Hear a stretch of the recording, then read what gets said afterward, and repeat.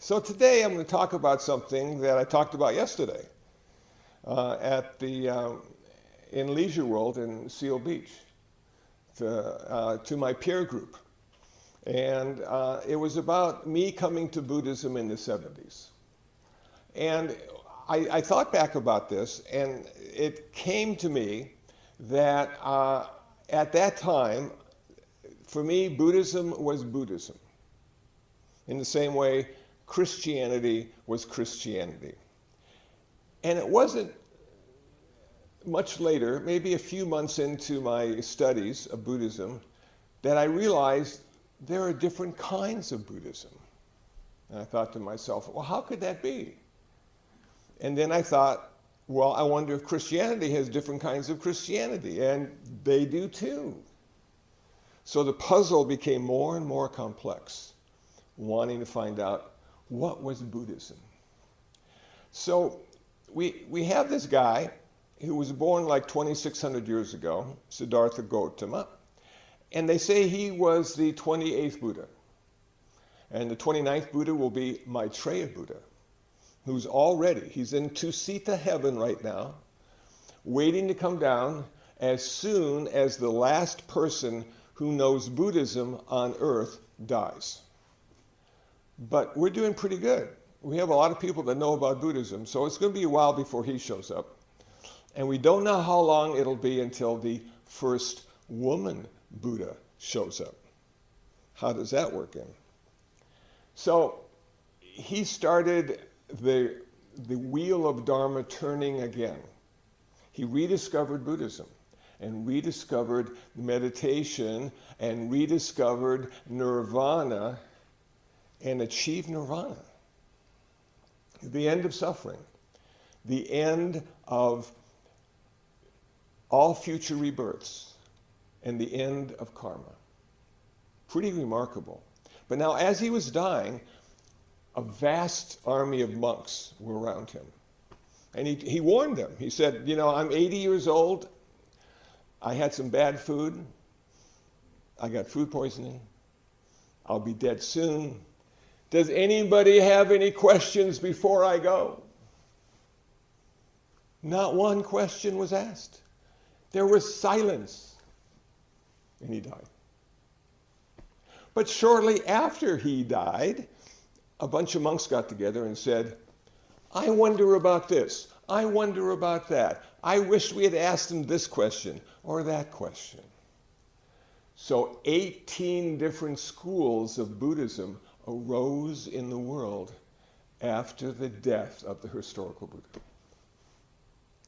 Only one of those schools exists today, the Theravada doctrine of the elders, one of the original schools of the Buddha. But now, everything changes. The Buddha warned us, anicca. It never stays the same very long. All you have to do is look in the mirror. And you go, who the heck is that guy? He's old now, and he's getting older. Oh no. So around the 1st century, Buddhism migrated from India, Nepal into China, where they had Taoism and Confucianism. And they changed everything. Those son of a guns. Just like Americans are changing Buddhism, so America will have American Buddhism. We're changing stuff too. Much more equality between the sexes, the genders. Okay, so what did they decide to do? Well, number one, they decided not to go on alms rounds, begging for food. It wouldn't work in China, So they decided to move into monasteries and grow their own food. Okay, but now the problem came up. If we have pigs and chickens, who's going to feed them and who's going to kill them? Because we've got monks and nuns and we've got karma to worry about. So they came to the conclusion that we need to be vegetarians and kill the lowest life form that will sustain our life. Now, I don't know if any of you have heard broccoli screaming as it's being pulled from the ground. but it's a living entity as well. Okay, then they said, you know what? All those people in the Theravada are doing what the Buddha said. The Buddha gave wonderful talks. For 45 years, he talked about the Dharma and talked about the end of suffering and talked about nirvana. And he gave us the Eightfold Path. He told us how to do it. And if you go online to Amazon.com, there's 4,000, 5,000, 6,000 books written about Buddhism now and what the Buddha said and what he really meant and all the commentaries and all the other stuff. But the Mahayana, the great vehicle, they said, we're going to do what the Buddha did, not what the Buddha said. We're going to become Buddhas. Wow. How can you become a Buddha? Well, you have to rediscover it yourself, and then you have to find some place to be a Buddha. On earth, you can only have one Buddha at a time. That's why we're still waiting for the next Buddha, because his teachings are still known. So where are you going to find a place to be a Buddha?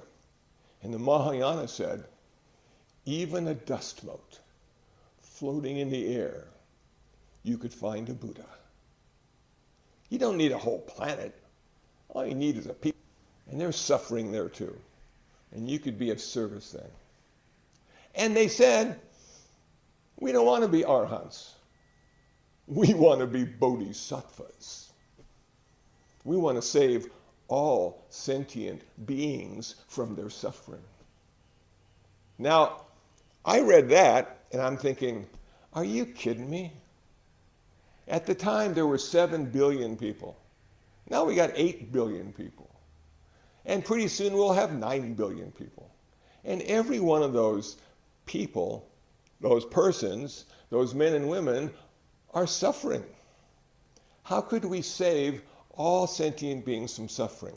How long would it take? I thought to myself. And the answer came, forever. Forever.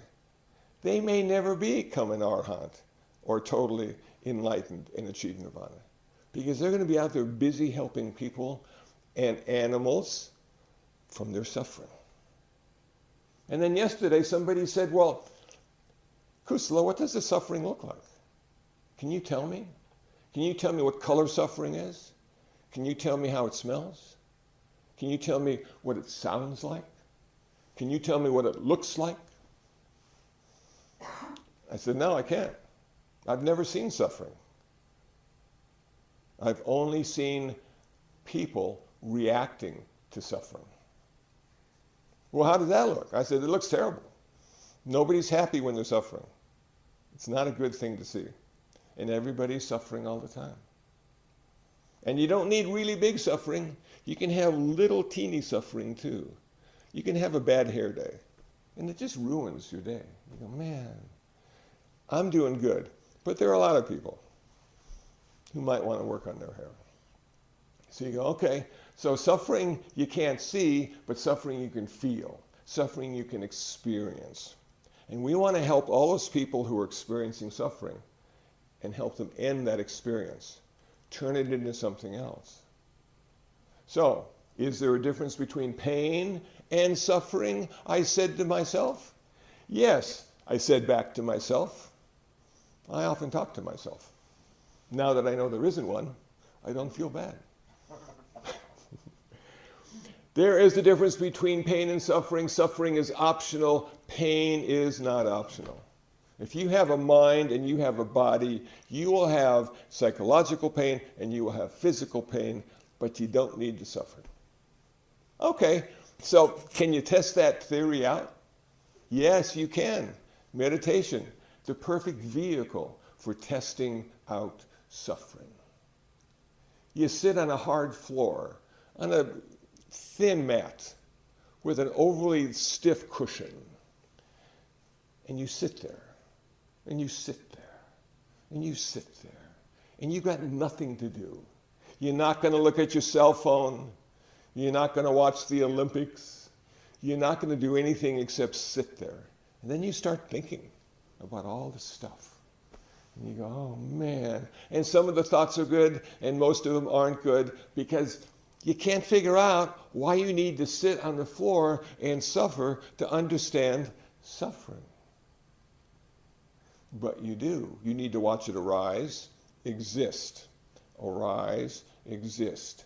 And as you become proficient in your meditation, you watch it arise, exist, and pass away.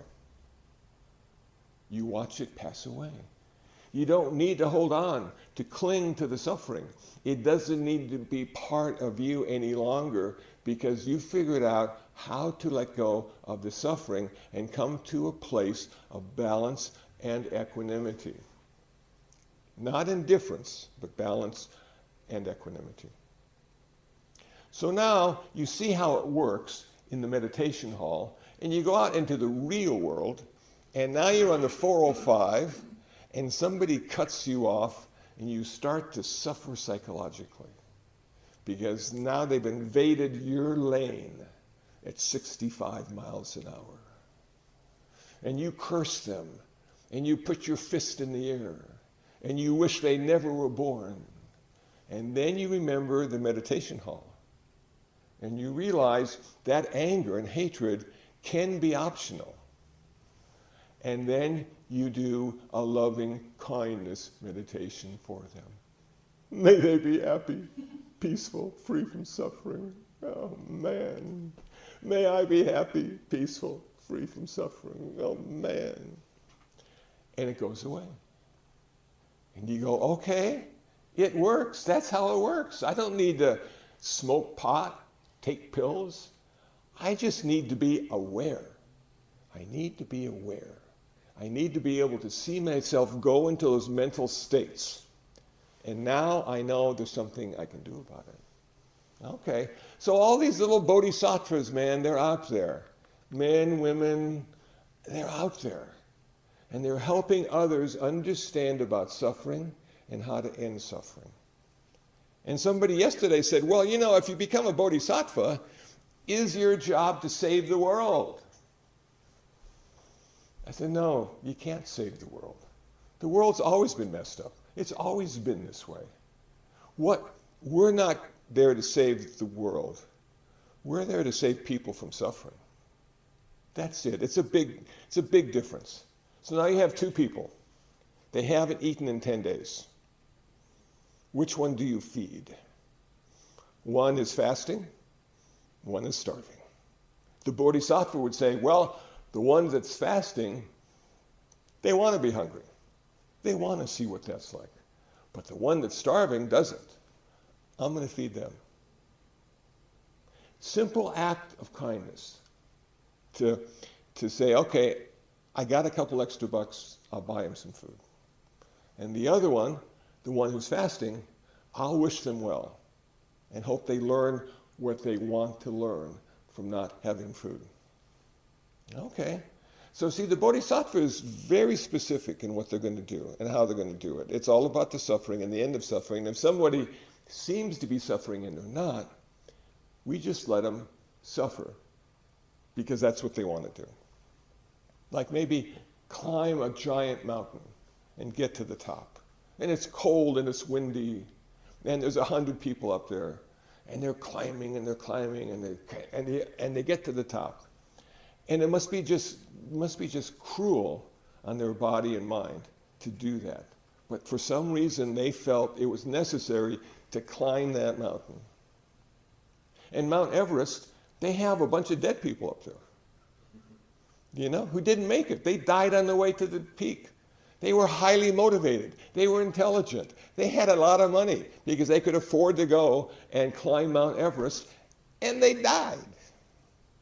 So would the bodhisattva say, don't do it, don't do it? The bodhisattva would wish them well and hope they learn something from this experience. And if they did die, to have a wonderful rebirth and not do that again.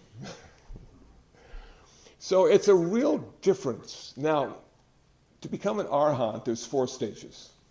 Theravada, early Buddhism, Buddha. There's the stream enterer. There's the once returner. There's the non-returner. and there's the fully awakened, enlightened arhat. So they say about the stream enterer, it's 7 more lifetimes. And in the 8th lifetime, you will achieve nirvana. The once returner, you only got to come back 1 more time. And in that next life, you will figure it out and you'll become an arhat. The non-returner, at the end of this life, you'll become fully enlightened, nirvana. And the arhat, in this life, you become fully enlightened. Now, I asked my teacher at the time, Dr. Ratnasara, I said, if you had a chance at nirvana, should you take it? He said, of course. It's really hard to get there. Don't think twice about it. Go for it. And then I come to the Mahayana, and the Mahayana says, no. You got stuff to do first. You got 8 billion people to save, man. You can't achieve nirvana. So you take a vow to come back each lifetime as many times as it takes to save all sentient beings, the Bodhisattva vow. Okay, some Bodhisattvas choose to go to hell. Can you imagine on your deathbed choosing to go to hell? And why would you do that? Because that's where everybody suffers, all the time, day and night, 24/7. And there you are in hell, helping all these folks, you know. Now the thing about hell in Buddhism, it's not forever. So it's only maybe 100,000 human lifetimes. Piece of cake when you're talking about eternity. And heaven, not forever either. About 100,000 human lifetimes. So let me explain briefly the 6 realms of existence for everybody in this room who might die. Number 1, heaven, perfect, just the way you want it. You can't change anything, you don't want to change anything. But then one day, your karma account wears out and you have to leave. Can you imagine being in heaven and have to leave? And you know, the only way after heaven is down, because heaven's the highest. So you might go to the next heaven, or you might go to the human realm. We all made it. This is just 2 steps below heaven, where we are right now. I know it might feel like 2 steps above hell, but it's 2 steps below heaven. Now we come to the second heaven realm, which I like to think of as the heaven with desire. If only I had a better car in heaven, or a bigger house in heaven, it would be the perfect heaven. But you never get the better car or the bigger house, so you're always a little frustrated. And you always have this desire nagging at you. It could be better, it could be better. But then one day, you have to leave that heaven as well, because your karma account goes dry. Then you've got the human realm. Now the human realm is pretty quick. We're talking 50 to 80 years maybe. You're in and out. This is the place where the Dharma lives, though, with one exception. This is the place where the Dharma lives. This is the place where the teachings of the Buddha exist. This is the place we can achieve nirvana in this very lifetime, within 50 or 80 years. So this is the best place we could be as humans. It may not seem like that in LA, but it is true. Now we come to the first hell realm. First hell realm is the animal realm. Now I know if you have pets, you know they don't live in hell. Because you're there and you're feeding them and you're changing the water and you're petting them and you love them.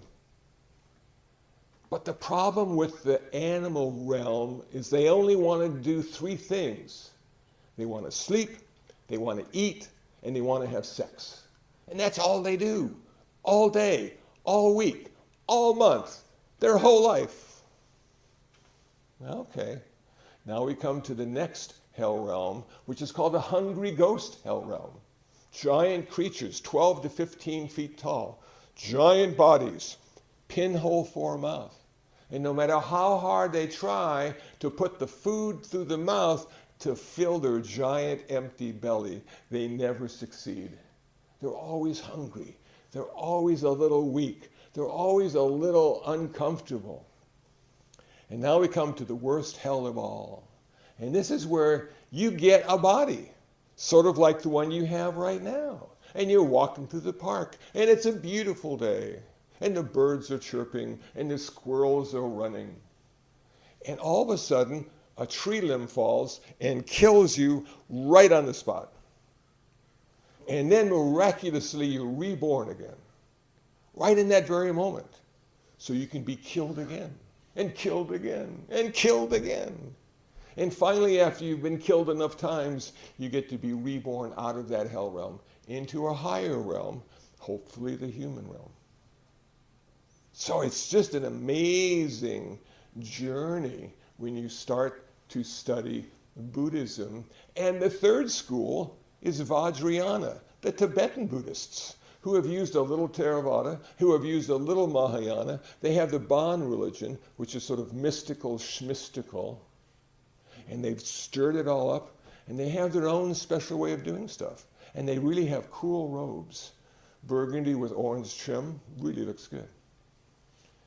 They don't have good food though, because they live, in Nepal and India and the mountains, nothing grows, But we have three major schools of Buddhism. Within each school of Buddhism, there are sects with different kinds and different practices and different ways of looking at their particular kind of Buddhism. And you have that in the Mahayana, and you have that in the Theravada. And every one of those Buddhists in those schools think theirs is the best. And why do they think that? Because they're human. That's why. They're human.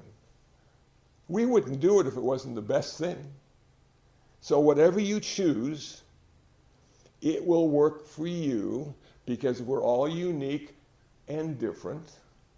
And some people just sit in meditation all the time, and some people go out in the world and try to help suffering beings, and some people read a lot of books and become scholars, and some people even get ordained.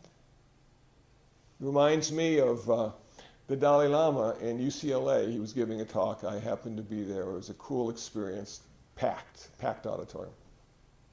And it was time for questions and answers, and somebody said, Dalai Lama, actually didn't say that, but just for the experience. Dalai Lama, do you believe in birth control? And if you do, what's the best kind of birth control? What would you suggest? And the Dalai Lama thought for a moment and said, well, I think every family should have one daughter or one boy, son, and I think they should make him a monk or nun. I'm thinking, great idea. We'd have more spiritual people in the world and less people, So as we do our journey in Buddhism, as we decide what works for us, what we want to be, how we would like to do it, we work hard. And then sometimes it works in one lifetime, sometimes not. But all along the way, because you've chosen Buddhism, you will become a better person nonetheless. And you'll have less suffering, and you will cause less suffering. So that is the message I would like to share with you today, in this beautiful sunny day in Los Angeles, where everyone is suffering.